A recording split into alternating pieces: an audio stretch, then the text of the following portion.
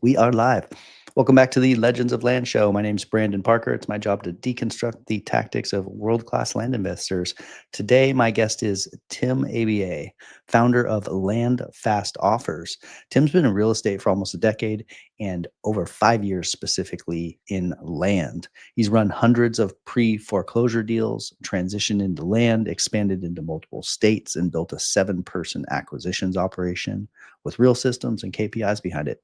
Most investors do a couple deals here and there, but Tim runs a serious business, multi state marketing, structured acquisitions, repeatable underwriting, and a functioning dispo machine.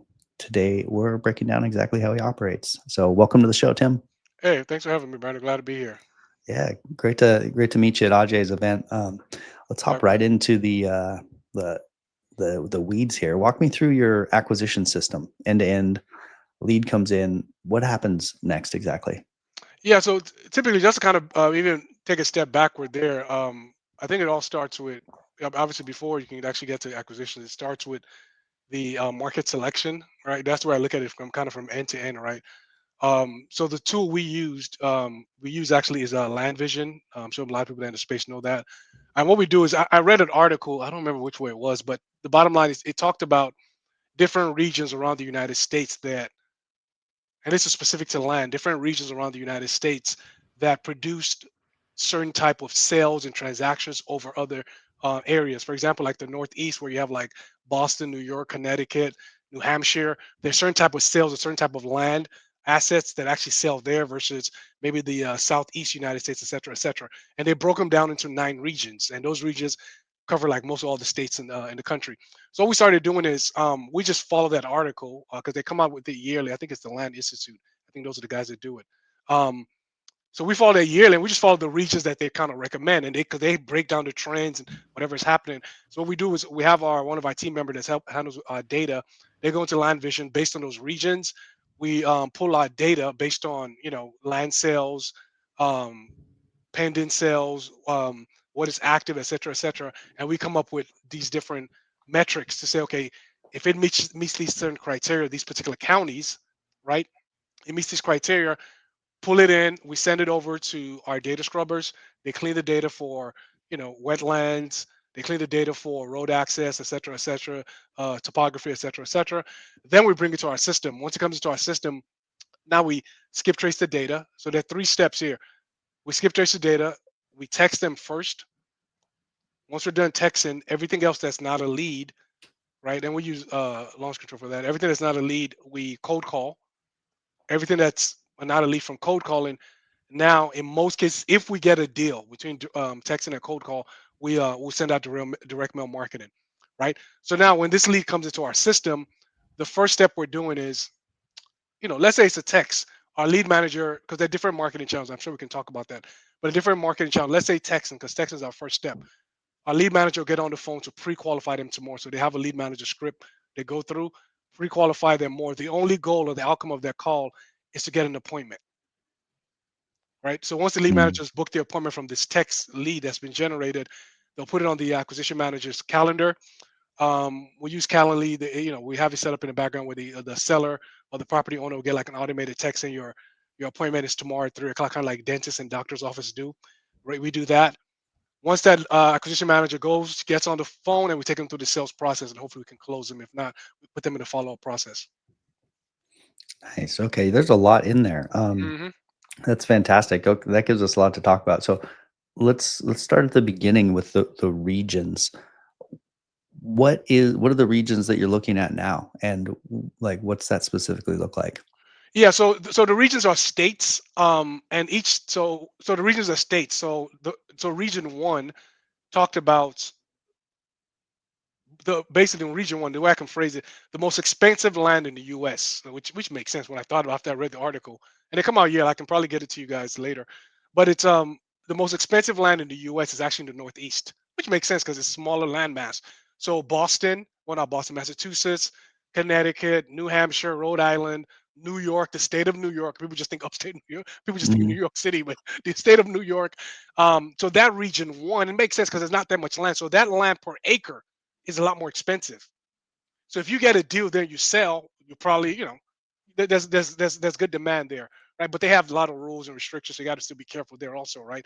So we're still in region one, and we went through Massachusetts. And what we do is, let's say we pull a state, Massachusetts, we'll pull every county, and Hmm. we'll run these data metrics on every single county. That, let's say Massachusetts is the first state in region one. We'll pull the data, how many land sales, how many are active, um, how many are pending, et cetera, et cetera. And we're looking at the metrics. If it makes sense, it qualifies, we'll now pull that data. Oh, the other step is we're pulling from, let's say, 0 acres all the way to 1 acre. I should say 0.99 acres, right? So we're looking at the infill lots to less than 1 acre. That's one subset. And we're qualifying that because when you're pulling the comps, they're kind of different. Then we pull from 1 acre to 40, base everything that's kind of rural, maybe like, subdivision, rural type 1 acres, all the way to 40 acres. So we're breaking it down to those two subsets. And now we're pulling data for 0 to 1 acre and 1 acre to 40. And based on who comes back with better data in those two sectors, now we're probably doing an outreach to them.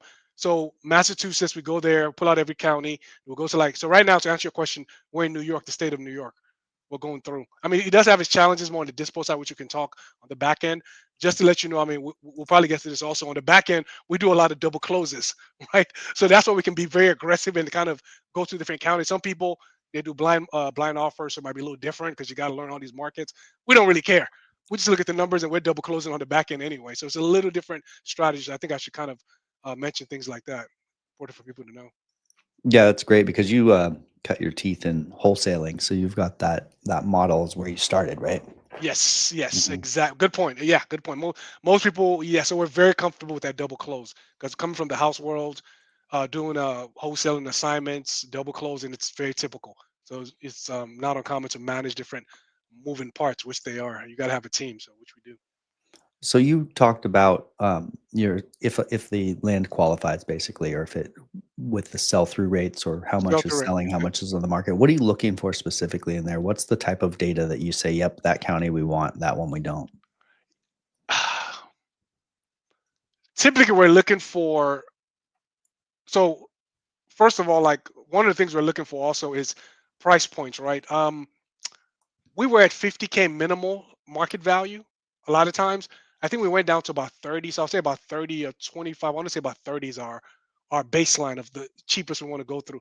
But we're looking for where sales are happening. So the sales through rate based on the sales versus what's active. I think I want to say, I don't have it in front of me because we have like the whole data sheet. I want to say it's at least probably about, we're looking at maybe,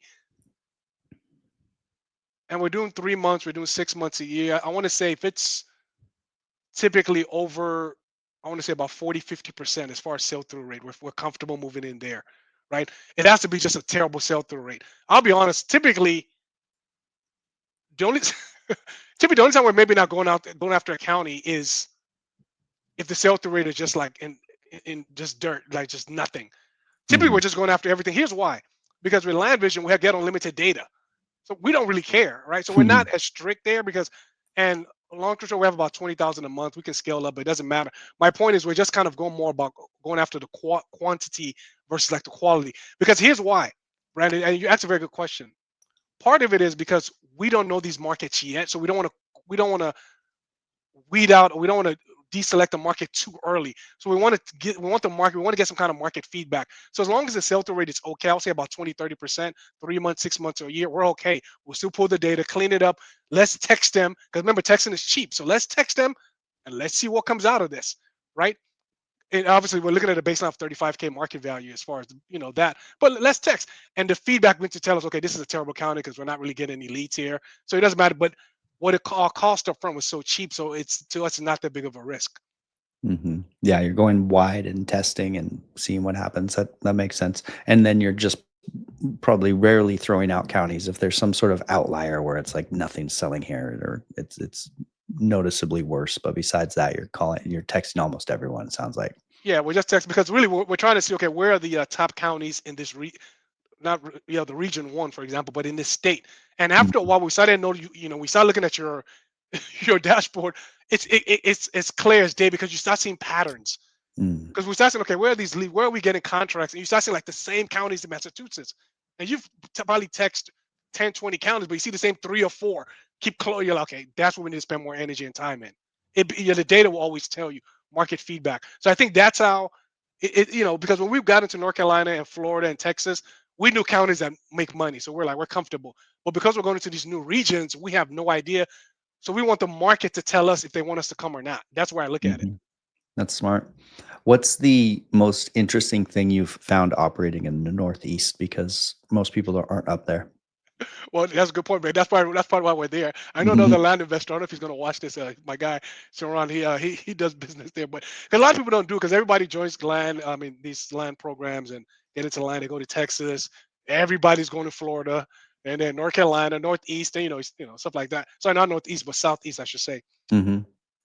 But the most interesting thing about there is that, for one, there's probably not as much competition in Northeast.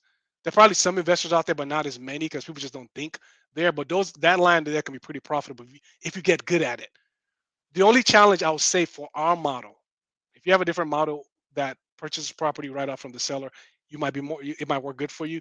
The only challenge I see from a Northeast standpoint, a lot of times these are attorney states, and these are not just any attorney states. These are attorney states that everybody has their own attorney. Yeah. so, so because when we close deals in North Carolina, Brandon, we can use one attorney to do both sides, A and B to C. So that's two sides of the closings, with the buyer, with the seller and the back end buyer, and we're in the middle. So one attorney can do everything. Oh, not Northeast Massachusetts. They were like, nope, no, no, no, no. Seller got to get their own attorney. Buyer has own attorney. You have to have your own attorney. So what happened is, in Massachusetts, we actually finally figured it out how to solve it. We just learned how to get out. We had an attorney. Basically, we had to work through a few. We reached out to an attorney. I explained to her, hey, this is what we do. We're not trying to hold this property. We're just trying to move it. So you're gonna have to be able to work with the buyer's attorney and communicate. This is what we're doing. So in Massachusetts, it worked great. The most challenging state we found, I just closed the deal today. We just got the wire today. Was Connecticut. It's probably a very challenging state to work because we tried the same stuff, like maybe just two attorneys, buyer and seller. Connecticut, there had to be three attorneys. Oh, nice. It was just a mess. But we finally Mhm. got it close today. Again, we explained it, like, this is what we do. It's a lot of moving parts. So with what we do with double close and with this kind of, like, a lot of activity, I should say is the word, we have a transaction coordinator, right? So they just manage that. I'm really involved on the back end. Unless there's something I need to look into, but you need someone that's just going to focus to help these, because there are a lot of moving parts. So that's what I'll say was the biggest challenge. Is these attorney states that everybody has to have their own legal counsel representation in Northeast. At least what I've seen. Can the legal counsel come from the same office? No, no, no, no. It probably has to be a totally different attorney. They would say it's conflicts of interest. Yeah. At least that's what I've seen. Always looking for loopholes. Oh yeah, it's smart though. It's smart. Yeah, actually, now I think about it, that's a good point. I didn't think about it like that. But I think for the most part, I think it's the law firm. They Mhm. don't feel comfortable. They're like, hey, you have to have your own. And we tried everything. I mean, there was a mini loophole with one deal in Massachusetts where we wanted the buyer's attorney just to represent us, and he was like, okay, just pay us, like, he's like, just pay me $500. I'll just draft up your quick claim deed, because they use a lot of quick claim deeds out there. It's different from us in Texas. We use a lot of general warranty deeds, which I thought was interesting. So what he says, like, hey, I'm going to represent my client, the buyer. I can draft up a quick claim deed, conveying interest from your company to my buyer, and that's it. You just pay me $500. I'm like, yeah, just do it. I don't care about all the extra stuff. He's like, well, nobody's gonna review it. I'm like, yeah, we can review it ourselves. So sometimes you find some attorneys that might do something like that, but even still, on the front end, we had to use another attorney just to close it with the seller before we move to this buyer's attorney. So in the Northeast, there's a lot of moving parts. So you have to think through your dispo. But if you have a dispo branding where you're just purchasing directly from the seller, you're fine, because you just close with them and put it on the market and resell. It's much cleaner. It's more traditional. But we do a lot of double closes, so we're different. Yeah, so the double close is what gets you those extra steps up there in the Northeast, sounds like. hmm Yep, a lot of moving parts on the back end. Why aren't people up there, you think? I Like, why just aren't think it's land hard. investors targeting it more? I'm sure some are. Like, I know one investor that's out there. Let me just say it. Sometimes it might just be herd mentality, right? Yeah. People just come in, and I'm sure when people take courses and these trainings, because most people that come into the land space, my belief is they're probably going to some coaches or classes where they're learning, and it's just Florida, it's Colorado, Castillo County, it's Arizona, so Texas. So people just, which is fine. I did the same thing too, because you're like, hey, start here. Most people that you've talked in land space, they're probably in Texas, North Carolina, Florida, Tennessee. They're probably nobody's probably in South Carolina because of the whole a lot of wholesaling rules, right? So there's certain Mhm. places where people just follow each other. But Northeast, like I said, what I started doing is a lot of people use other tools. There are a lot of marketing tools out there. I think Land Insights is one of them. So people use all these tools. Land Insights helps a lot because it can show you. So those are great tools. But what I started doing was I was like, you know what? I want to begin to think for myself and do my own research because I love research personally. So I started researching land markets, land trends, and we came across this. I think it's the Land Institute. I think that's what they are, National Land Institute. They release yearly reports on the best land markets from agents. I mean, and it's a free report. So I'm like, I don't got to pay all these tools. Yeah. I just got to study this stuff. And they started explaining the regions where the best sales are happening, and we just started following that. And it was the simplest thing to scale because I just handed off to my data guy. He just follows the regions. He follows one state at a time, pulls every county, pulls every data, here are the metrics, load into the system, skip trace. It's a machine. It's pretty straightforward after that. So, and that's the reason we're in the Northeast. Eventually, we're going to come all the way down to other regions, but right now, that's why we're there. We just started there because that was Region One, Northeast. They happen to win, be the best area, so to speak.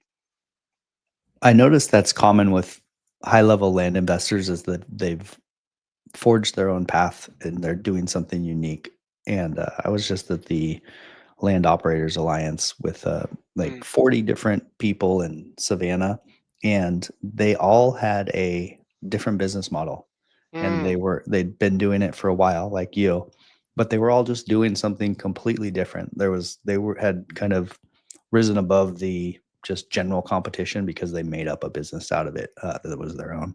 And so yeah, I think that's common with people who end up scaling like you have, to have something that no one else is really doing it exactly the same way. That's pretty cool. yeah, I appreciate it. Yeah. Um, can we talk a little bit about your text call mail stack there? It sounds like you're texting at the beginning to Right. go wide, and then you are calling the people who didn't respond to text. Is that right?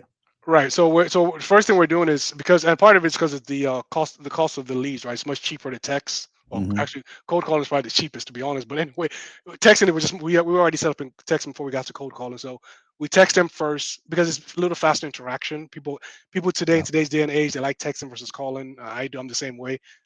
Anyway, so we text first. Um, Everything that's not a lead goes to cold calling. So what we do is when we text them, let's say we text a thousand records, and let's say we get 100 leads from there. So what we do is lead manager, she makes sure before she passes it down to our cold call person does our cold calling, she makes sure those 100 are not be put into the cold call system to cold call because you don't want to. I don't want to be annoying. You don't want to be that person like somebody just text me about now you're calling. We don't want to do that. If they respond that it's a lead, we take them out of our system. And so the only people that actually become cold call people that never really responded, right? Hmm. So now they're calling those remaining 900. Out of those 900, let's say we get another 100 leads, right? That's kind of where I pause because I'm looking to. I don't care about the leads as much. I'm more concerned about did we get paid on it? Did we close on a deal?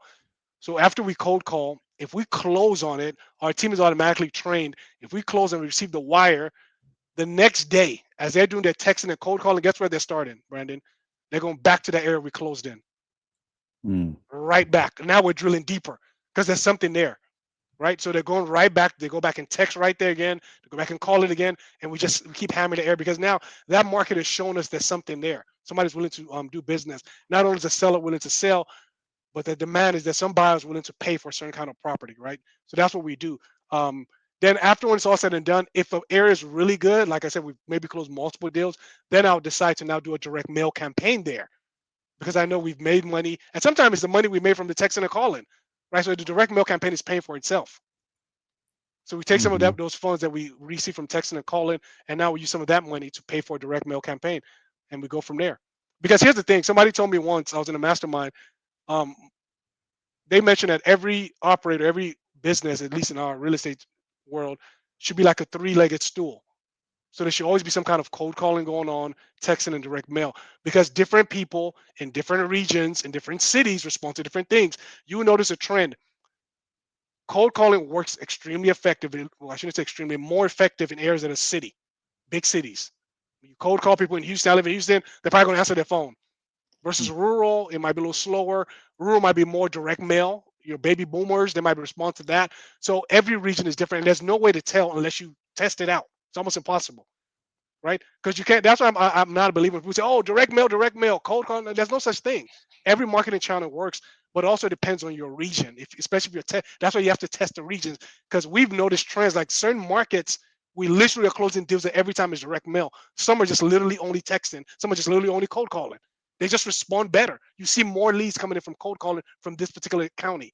It's just how those people respond, right? So, and the only way you can know it is marketing is also testing. You have to test it, track, you have to measure, you have to pay attention to the data. You really got to study your data to make sure you're not just throwing dollars away. So, I don't know if that helps answer your question. Yeah, absolutely. Something I'm big about in our company is call it the OODA loop, or Mm, the feedback loop. Basically, observe, orient, decide, take action, and then observe again, orient, decide, and then just as quickly as we can make that happen, the I more like that. successful we are, the faster we operate. That comes from uh, Boyd, famous U.S. firefighter pilot, and Mm, he changed. They became some of the most successful dogfighters ever because they focused on that feedback loop of observing what's happening, orienting yourself, making a fast, decisive action, taking mm. action, and then observing what happens at that action. Just keep And repeating it.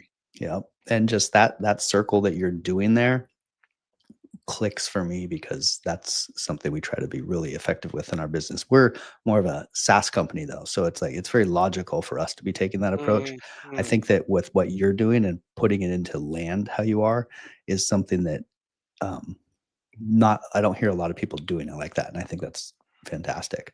yeah, well, Um appreciate it. yeah, that's killer. Um and then the you're booking a Calendly call now too, it sounds like. So we tried booking Calendly calls, or just basically booking an appointment with clients Right. or possible sellers. What we found was that sellers didn't seem to care about appointments, and they just wouldn't show up to them. And then we'd have our clients on the call, like waiting for an appointment, and the Mm. seller wouldn't show. But it sounds like you've been effective with that. Can you talk a little bit about why that works, or how you're making it work, and how often people show up? Well, I think it all good question, Brad. I think it all depends on two things. One is cadence, and I think the second thing is setting the stage, right? So studying this guy John Martinez out of Florida, popular sales trainer as far as sales process. The first step in the sales process is setting the stage. We go to a dentist before you go to a dentist or a doctor. Let's say a doctor, before a doctor injects you with a needle, it's like, hey, I'm about to inject you. It's gonna hurt just a real 10 seconds. The doctor setting the stage. He just doesn't inject you like, what is Yeah. so I thought Mhm. that was a great analogy, right? So same thing, right? I'm going to answer the question. I'll start with expectation, and I'll get to cadence.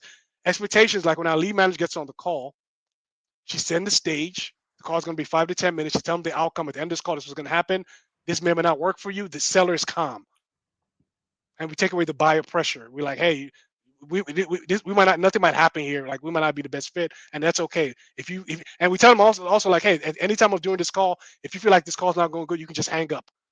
And Mm. people just like, guess what? People always do the opposite, right? So, Yeah. like, but people like that feeling that you've empowered them. Yeah. Like, hey, you can make your own decision if this call doesn't. So, my point is, at the end of that call, after she sets the appointment, she sets the stage again. Like, hey, you're gonna talk to one of our land buying specialists. What's gonna happen? That call is gonna take 20 to 25 minutes. See that? She's setting the Mhm. stage again for, and she does the handoff like a relay race. When the acquisition manager jumps on the appointment, same thing. And what she's also telling our lead manager is also letting them know you're also going to get a text to remind you. Mhm. So right there, and we verify the number. Is this the best number? We also get an alternate context right there. Is there any other number we can reach you on besides this number, right? So as soon as they hang up, we tell them, we set the stage that they're going to get a call or a text. Actually, we tell them we're going to get a text. And the way we have Calendly set up, the automated Calendly message, as soon as they hang up, the message goes out like, hey, your appointment is tomorrow, or let's say Monday, the 24th, if that's the 24th, yeah, the 24th at 9 a.m. Central, right? We get that. Then what we do is we do, like, I think we also do an hour before. Mhm. They get another text like, hey, just remember, Brandon, Emily specialist is hour before. The next thing, 10 minutes before, they get another one. But here's part of the secret. I just remembered. We rarely set appointments that are more than 48 hours out. We preferably it's 24 hours out because we were still top of mind. Mhm. Because we found out the further we set it, let's say today is Friday and I set up for next Friday, oh, they're gonna forget. Yeah. Yeah. They're gonna forget. And matter of fact, a Friday, we don't even like to do Friday, Monday. That the Mhm. weekend is too much. We like to say, like, we talk to them Monday, your appointment is probably Tuesday or Wednesday morning. And we drill that into our lead manager. It has to be a quick turn time because you're still top of mind. And part of it also is, like I said, for us to click the dots, it's not about the technology, it's about the people and the process. What do I mean by that? We do a lot of training on our lead managers on the sales process, tonality, setting the expectation. When you go through a proper sales process, Brandon, right? By the time your lead manager is done with them, your company and this conversation is going to stick out to them subconsciously. They're going to remember you because because our sales process is not just a regular say, oh yeah, this Brandon, you want to sell? Okay, bye. Oh, tomorrow at 2 o'clock. Yeah. We're training for at least 10, 15 minutes. I mean, we're Mhm. digging deep and we're asking great questions. So by the time you hang up, they're like, wow, I really like Kareem. And we get that on Mhm. the back, like, oh, we actually like him. So they're looking forward to that appointment. The calendar is just a reminder, just hey, don't forget because you might be busy, you have kids, and eating dinner, you might forget. So I just think it's more than one. It's kind of like a package of different things that come together to make the Calendly work. So we found that that's kind of helps us be successful using Calendly to kind of schedule those folks and bring them in. Yeah, that's sharp. Um, the an interesting tidbit for your cold calling part of your operation. I think that over half the vacant land is owned by people over 50 years old, Good and point. that over half of those people still have landlines. And Mm, so that's when I was thinking back about how you're texting and then you are ending up calling some people. That's that percentage that you're probably a lot of them that you're calling is those people that still have landlines. And to me, that's what the cold calling ends up being for. There's mm, the people who are going to be texting and they're going to be getting follow-up texts and reminders about appointments. And there's people that are just siloed into their landline world. And mhm. you're catching them with the cold calls. So yeah, that's Well, interesting. I will say this about that: Mhm. the three-legged stool. The reason this opened my eyes, Brandon, and you're right about that point, because you're right. You're not texting landlines, and they're gonna answer the phone if they answer it with cold calling. One of our biggest deals, one of our first six-figure deals we did, was we just started doing cold calls, right? And it was the most basic deal. But after we closed this deal, Brandon, it was a cold call lead. They got on the phone. She was probably in the 30 or 40s. I talked to her myself. And after I talked to her everything. I went back and looked, like I said, go back and just kind of feedback on, post mortem, so to speak. I went back and looked at our CRM. We had mail. This is when we used to do mail before. We had Mhm. mailed her like two or three. I saw the letters in our CRM. I'm like, she never responded. But it's because we're, like I said, a three-legged stool. We also followed up. It wasn't even a follow-up, it was just a regular cold call. We cold called her and she answered the phone. Right? Mhm. She didn't respond to text. She didn't respond to mail, but she responded to a phone call. So my point is, if you're not doing the three-legged approach for each lead, it shouldn't be each lead because direct mail can be expensive, but at least some level of that. They call it, is it omni marketing Mhm. channel, right? If you're not doing that, sometimes you might be leaving some money on the table. So And there's a lot of times people want to take action. It's kind of in the back of their head. It's on their to-do list. It might sit on their to-do list for 10 years. good And point. so part of the omni-channel marketing is just giving them the path of least resistance and kind of Mm, opening that door for them. Like when she might have been ready to sell when she got those mailers, but she just never got around to like picking it up, making the mm, inbound phone call. It's just like that's a chore.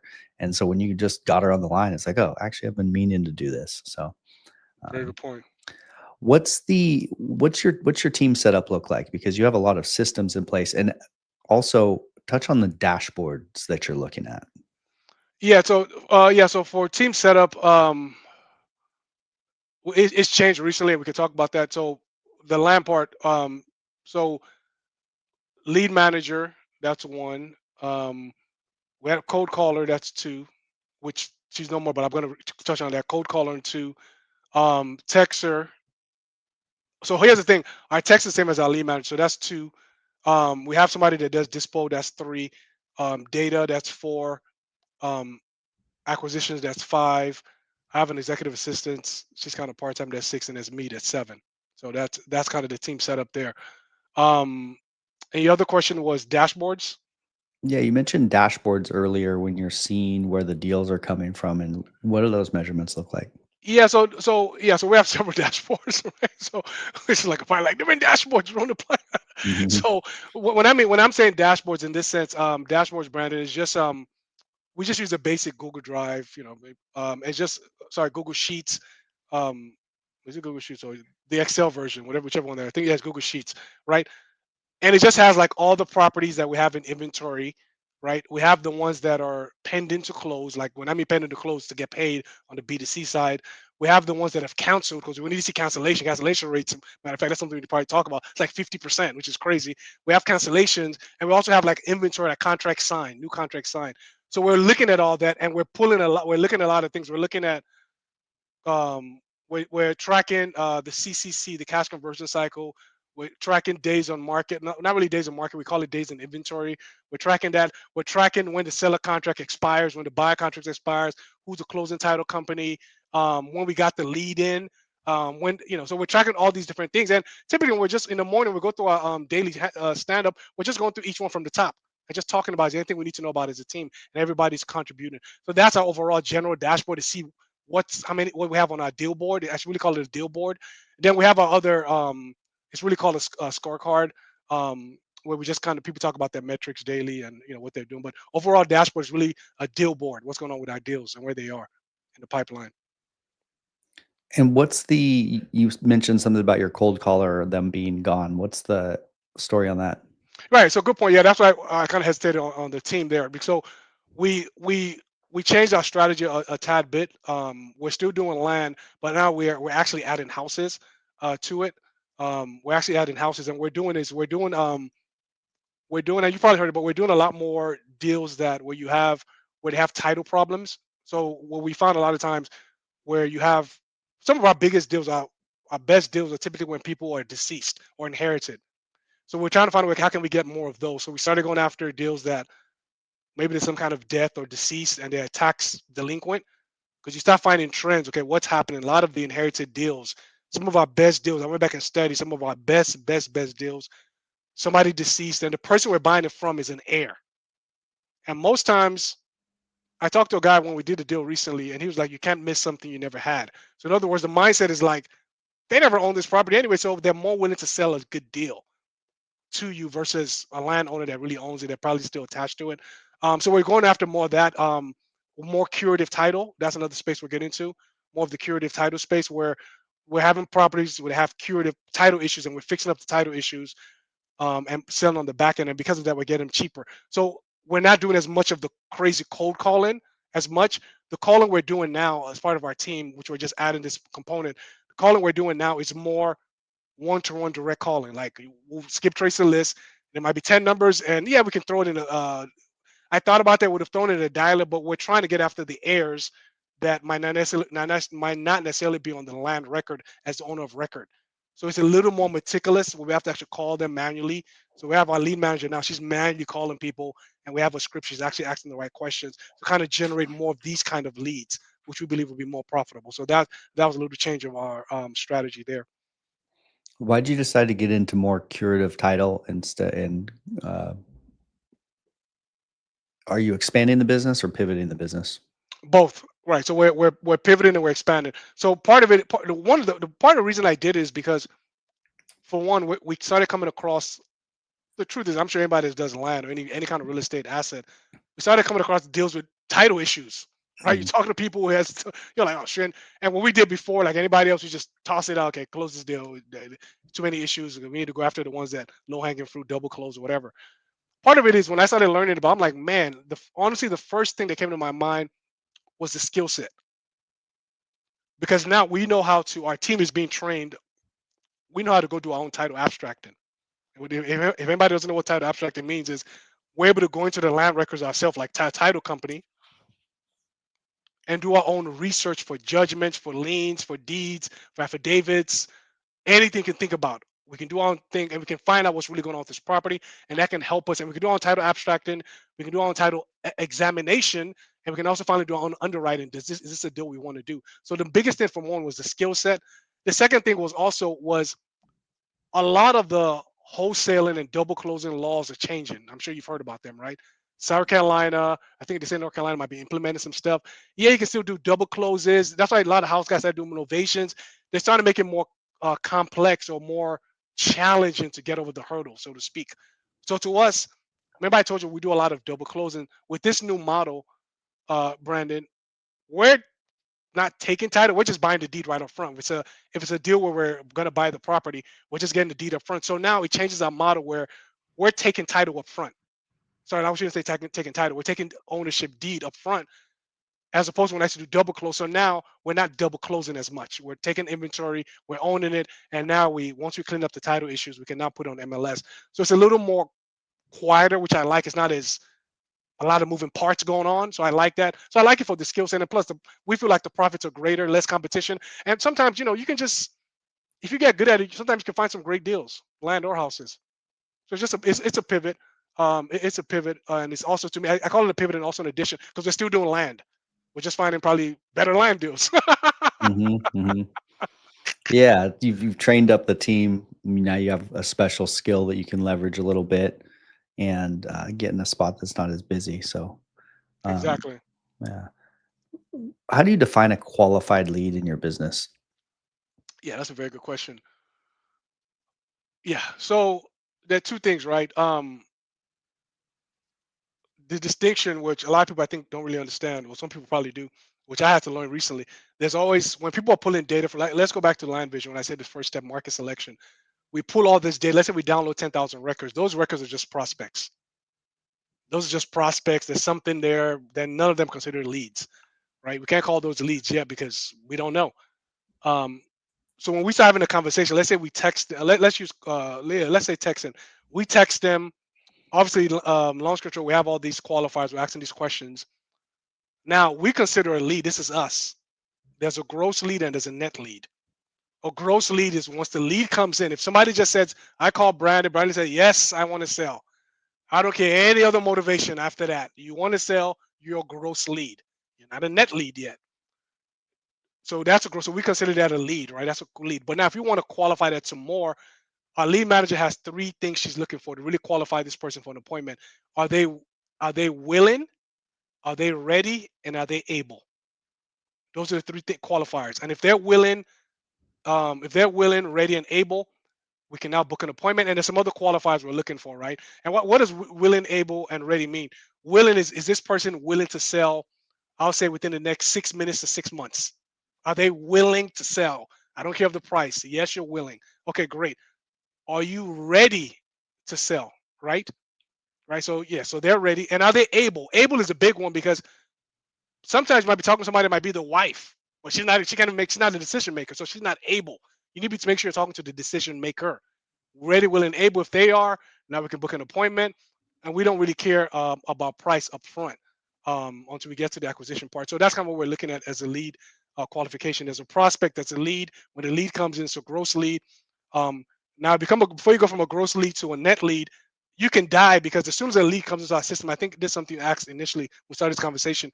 When a lead comes to our system, the first thing we're doing, we call it DA in facts. DA stands for deal analysis, and we're doing something called facts. And this is an operations guy, data guy. He's checking for the deal. He's going to the land. He's going to the CAD records, the county appraisal district records, checking is this the right owner?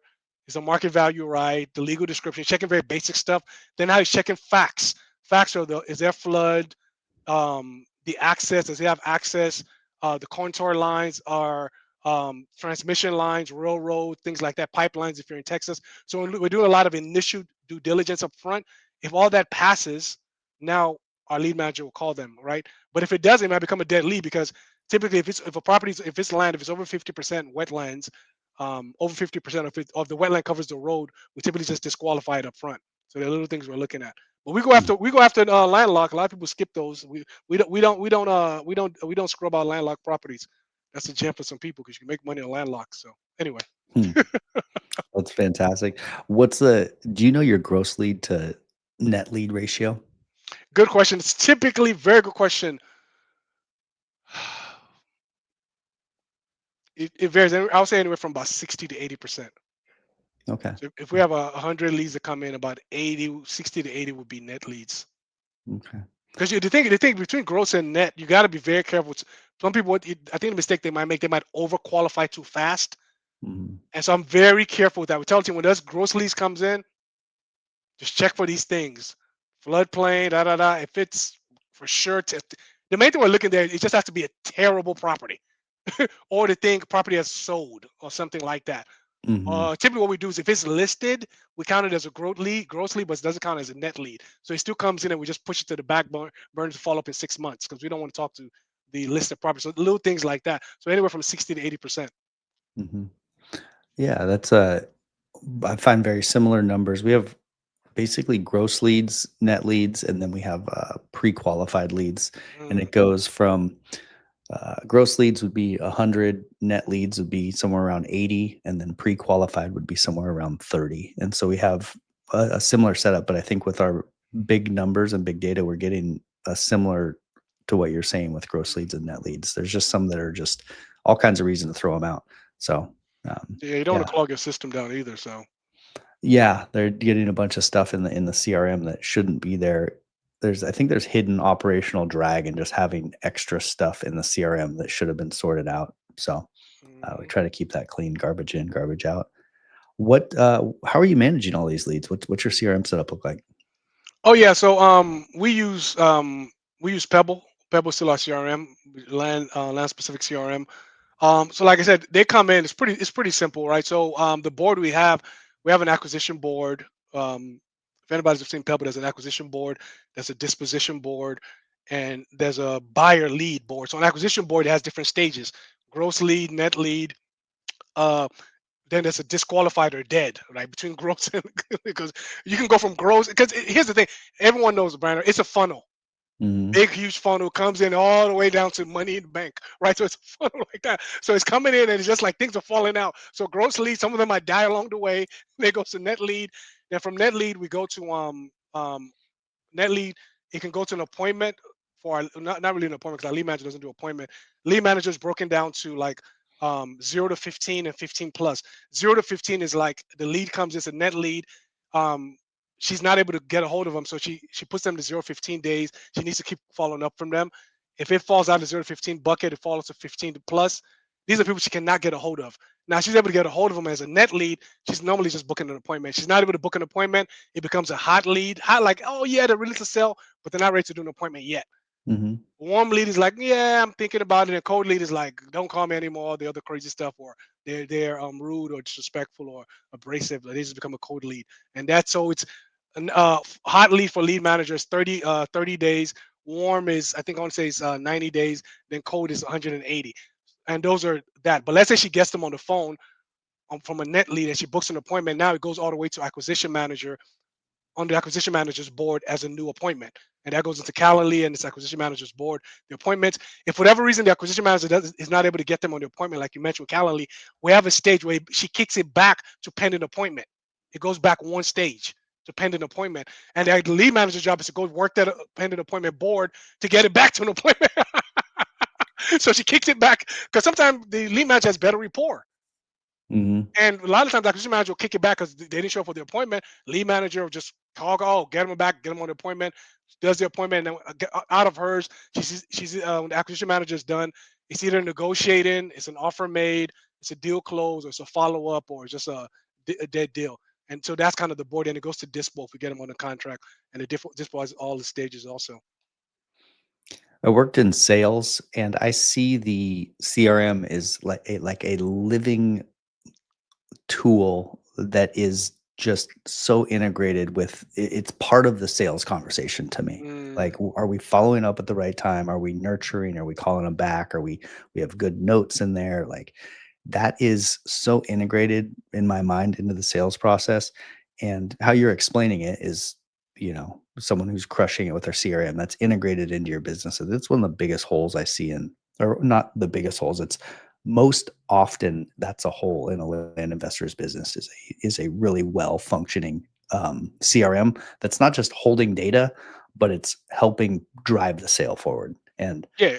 um, so for So anyone who just listened to that, like that's epic. Yeah, good. one of our process on the back end, and this will go to what your point is. Um, We used to call them, we call them like winning Wednesday. So after we close a deal, and this goes to your point, we call it winning Wednesdays. After we close a deal, what we do is on Wednesdays we come and say, okay, let's look at the deal guys that recently closed, and we go to the CRM all the way to the bottom. This is everyone's on the call because we have our daily calls. We go all Hmm. the way to the bottom from when this lead came in.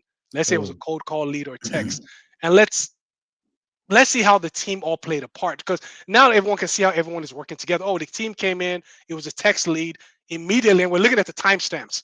It came Hmm. in at this time, 11:48 a.m. Within 30 minutes, Paulo has finished his DA and fax, his due diligence. After that, he tagged Karina, moved to the net lead stage. She came in within 20 minutes of that. She was on the phone with them. Within 2 days later, the appointment was booked. Emily's notes are there, the acquisition. Emily was able to book all the way down to dispo, to the handed off to our dispo team, all the way to listing, all the way to TC. It might be 2, 3 months, something, about 90 days, right? Boom, all the way to money in the bank. And the team can see the whole process.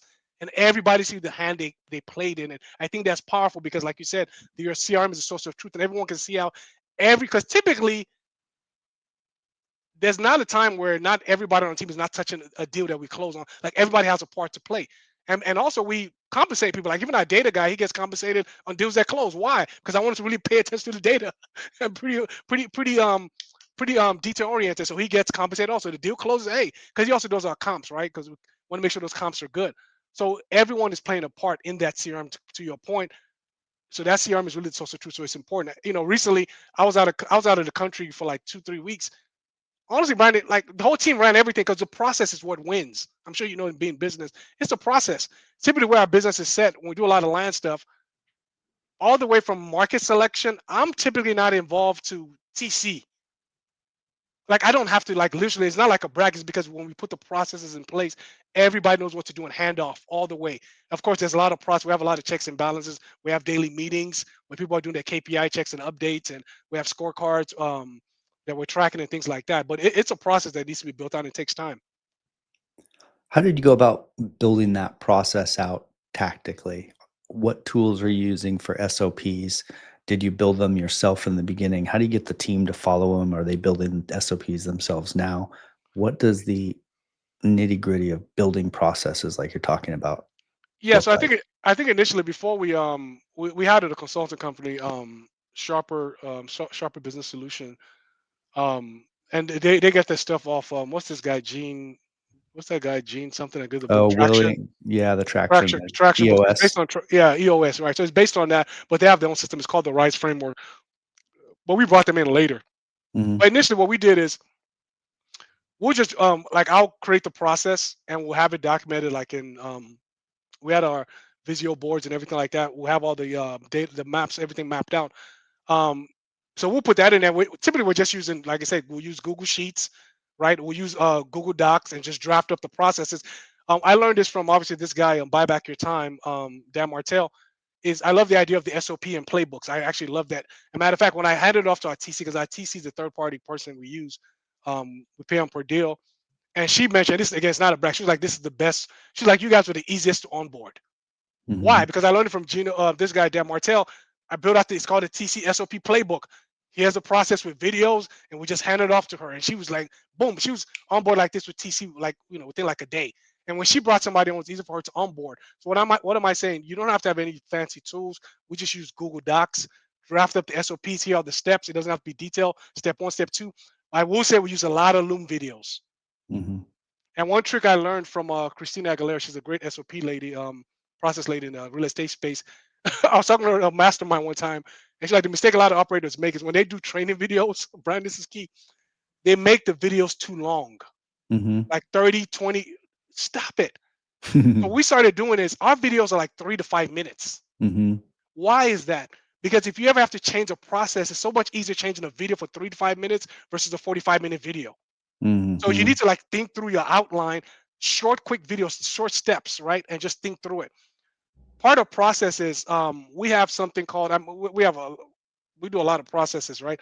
A lot of process we do is also our onboarding hiring process, right? We have 30, 60, 90-day goals, and that's a process there. That 30-day, here's your checklist on things you need to do. People have SOP onboarding checklists where your data onboarding, we have that. We have 30-day goals, checklist. We have 60-day goals, 90-day goals. People love that when they come into your company because they know there's a plan here, a plan of action. So they're onboarded properly. Also, when people come on board, we don't just say, "Hey, Brandon, welcome to LandFast Offers your first day." No, we have videos explaining this is the company, this is what we do as a land company, this is our vision, this is our mission. Right? Here's our core processes. Sorry, not corporate. Yeah, our core processes. Here's our core values. And these are all videos I've put together. Again, Brandon, they're 3 to 5 minutes. So somebody come in, we just put them onto the videos and they just keep going through all the way to their training for their team. So there's a company training, SOP onboarding, right? And now there's an individual group. If your acquisition, here's your onboarding for acquisitions, right? And we're just onboarding them like that. Before you know it, you have processes in place all the way from onboarding to your daily operations. And those are living, so that takes a year or 2 years. That takes a substantial amount of time, but it's like, just the act of every process that someone puts in place saves them time. So it's like a snowball effect. So Exactly. your first process, it saves you 5 minutes the next time you do something. And then once you have 50 processes, it's saving you an hour when you bring a new person into the company. And then, when you have everything, now you onboard someone and it's saving you a week of work. And that snowball starts to build on itself. And um, one of my favorite things in my company is looking at our at our Notion space with Okay. every SOP detailed out, like similar to things you're talking about. But that Right. to me is so gratifying because that represents years of work and processes. Mhm. And that's to me what a well functioning company is it's that set of documentation of how we actually do this thing we do, and your ability to walk away from it because everything's written down and everyone knows their role specifically is, I think, what my dream of being an entrepreneur has always been, is like, can I build something that I can walk away from it weeks at a time and it'll continue running? So Right. killer that you have all that in place. W- Let's talk about like you're clearly very detail oriented. So I'm curious, if you were to look at your acquisitions department, well, let's say your leads, your acquisitions, and your dispo, what would you say the top KPI, if you had to pick one KPI that drives each portion of your company, what would that one KPI be that is your indicator? Yeah. Okay. So leads, acquisition, and dispo. So for leads,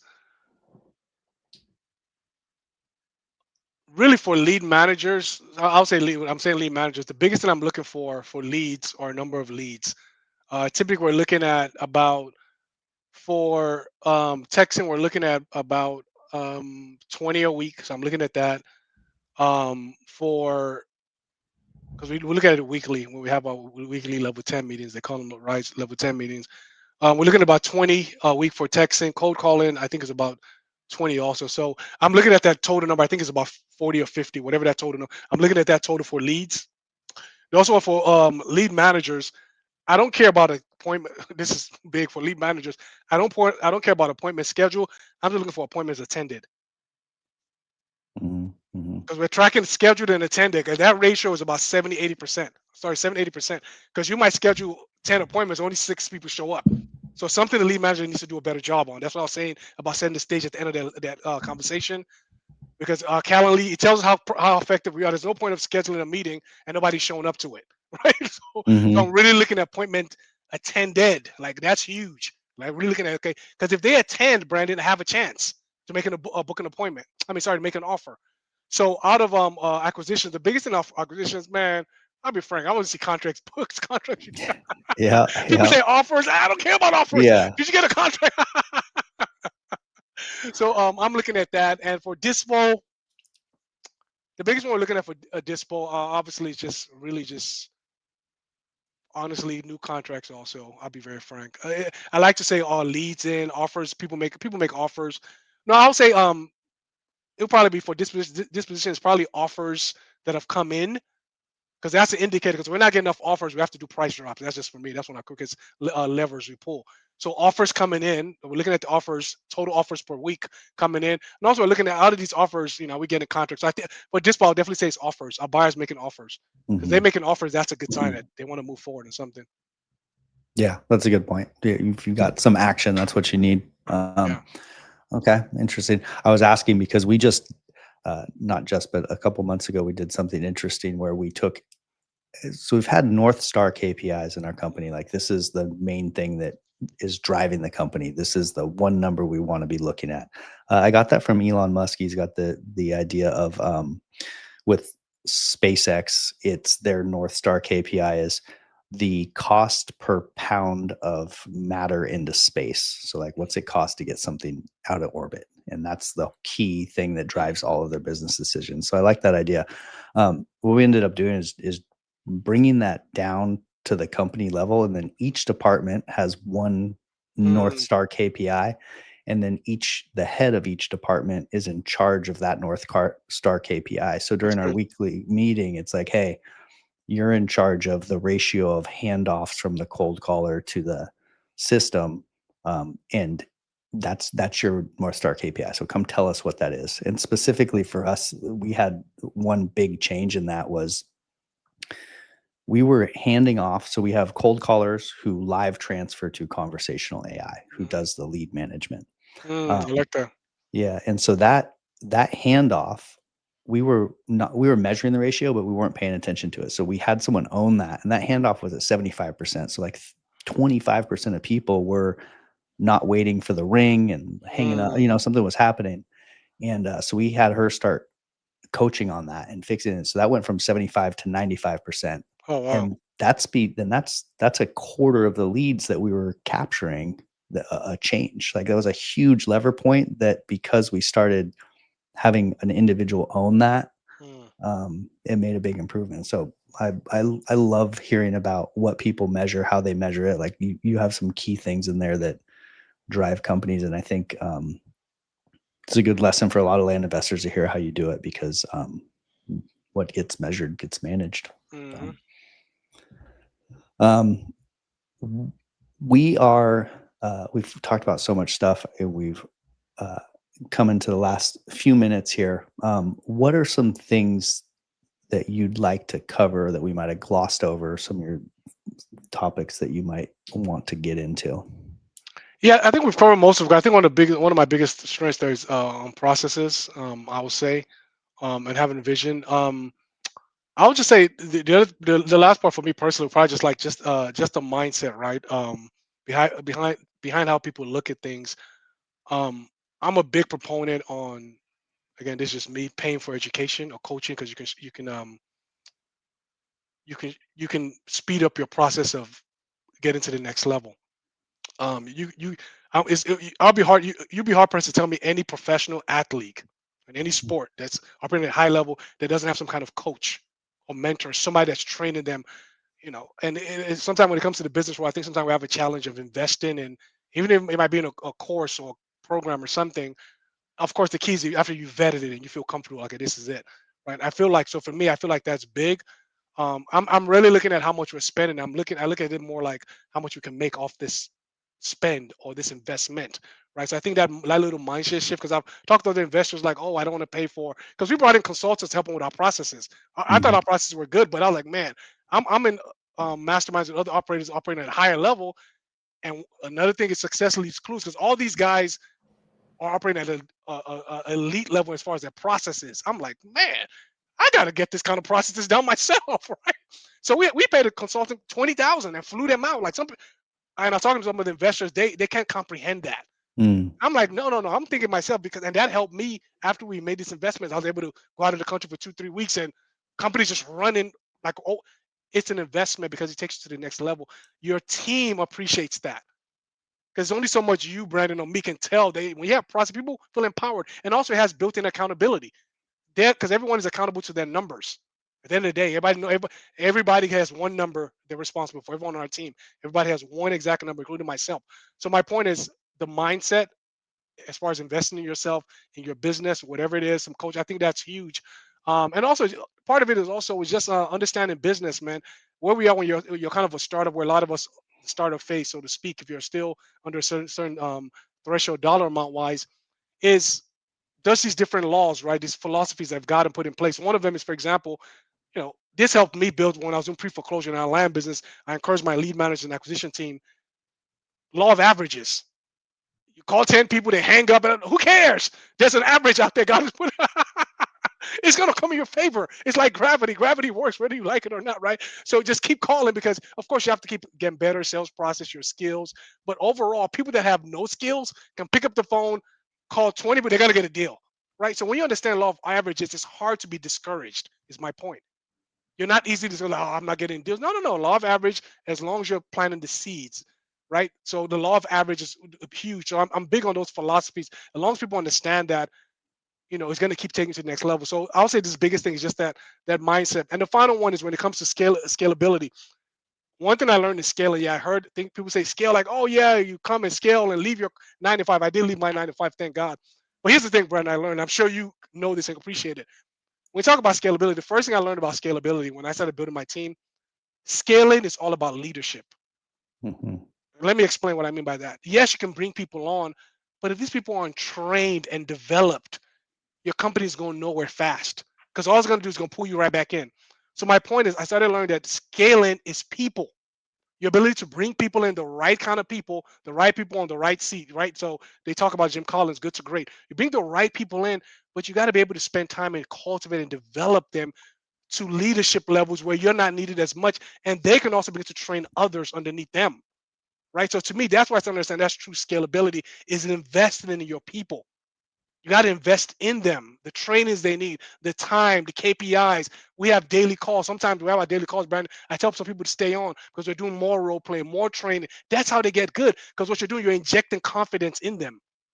Right. And the thing is, if you don't know how to do it, you say, I'm not good at train. Well, hire a sales trainer, make some money and invest again. Because the thing is, you got to invest in the people. So I'll say scalability is all about people and your leadership ability to kind of lead them. Right. So it's just really mindset. That's what I meant by when I said the mindset piece of it. And there's people that I've hired when that clicked for me, it's when I hired people who started coming in and doing things that I hadn't thought of. Oh, wow. And Yeah. when that starts happening, that becomes like a real clear identifier, like, oh, this is so helpful. This isn't even someone that, I have to tell everything to do. They're coming and teaching me things. And so I love that mental shift. It took me, I think, longer than most people. I think I was very hands-on, and so Mm, I would very slowly letting go of pieces, and then once I, like, had the first big chunk where someone came in, like, "I'm gonna do this whole operation side of the business for you," and they started running with it, and then I was like, "Oh my gosh, I can't believe I should have done this. Everyone says to do this. I should have done this years ago." mhm. Just it was hard for me, I think that but, yeah, I feel what you're saying there. That's great.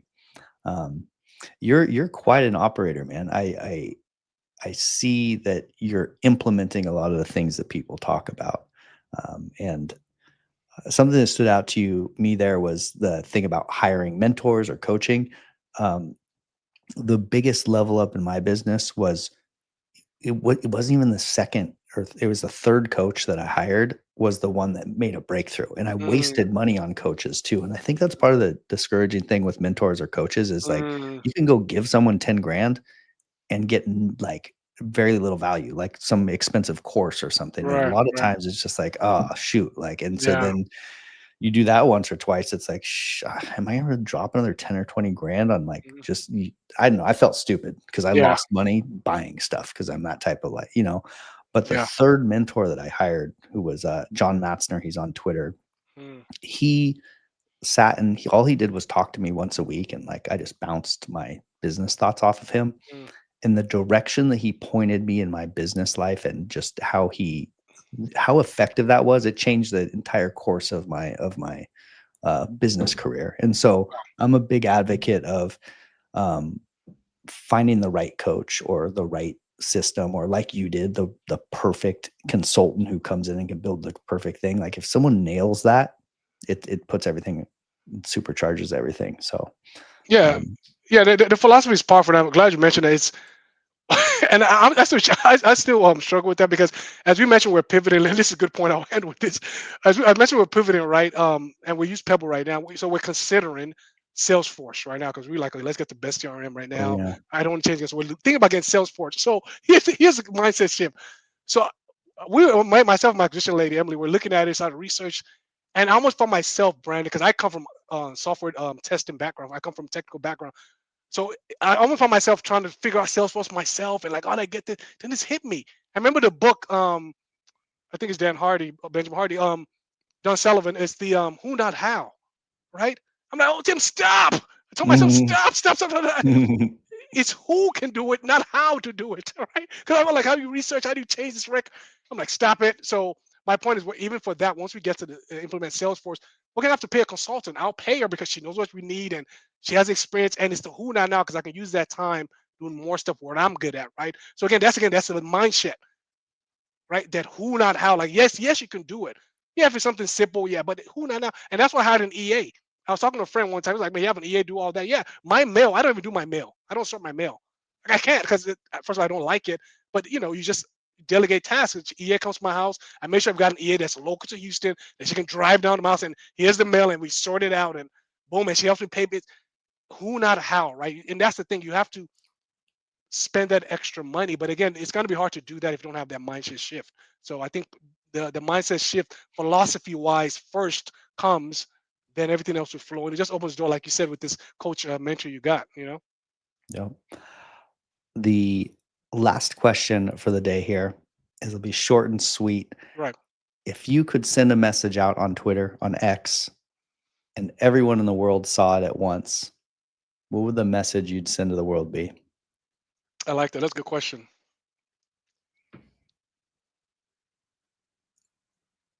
I'll say BDC. I'll just put those acronym BDC. And someone says, "Hey, what does that mean?" That comes from. So when I hired that consulting company, they made us go through this exercise. Like, people, if I say, Brandon, if let's say you're a great operator, I can tell. But let's say you weren't a business person. I say, hey, you just started a business today. I say, hey, Brandon, what are your core values? You just probably make up, oh, integrity, hustle, hard work. Okay, great. Why? And you have no idea. You just start rambling. Okay.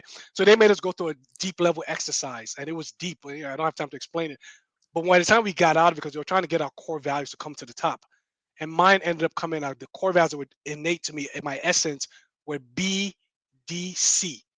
BDC stands for belief, drive, and character, right? So that'll be my message. Belief is we believe in God. We believe all things are possible with Him. Drive means I'm hungry. I need people that are hungry on my team, people that are ambitious, people that are driven. That's the D. And C is character.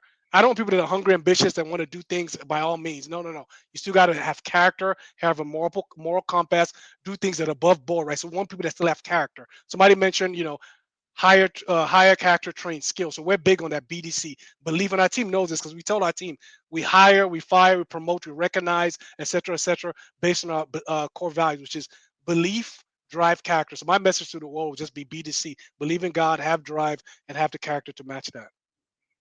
Wonderful. And I saw that running through this whole conversation we had. So that's fantastic. Thank you so much for coming on the show, Tim Abia, Yes, and sir. look forward to when we come across each other again. Have a great day. My pleasure. Thank you so much, man. Bye bye.